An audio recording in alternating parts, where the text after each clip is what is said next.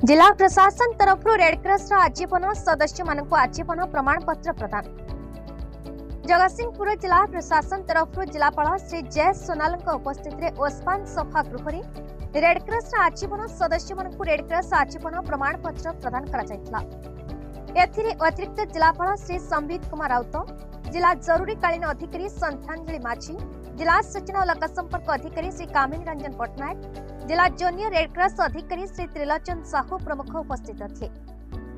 Red Cross आजीवन सदस्य भाव विजय कुमार रथ, शरत चंद्र पारिक, प्रज्ञा पारामिता चौधरी, सुषमा प्रधान, दीप्ति कुमार दास, मनोरंजन महापात्र, चंदन बेहेरा, हिमांशु कुमार मोहंती, सारथा अधिकारी आलोक रंजन दास प्रमुख को आजीवन सदस्यतार प्रमाण पत्र प्रदान करा। यही समस्त कार्यक्रम को जिला जरूरीकालीन कार्यालय संतोष कुमार दास, दुर्गा प्रसन्न दास, सत्यजित विश्वाल, सुकांत कुमार दास प्रमुख परिचालन सहयोग करथिले।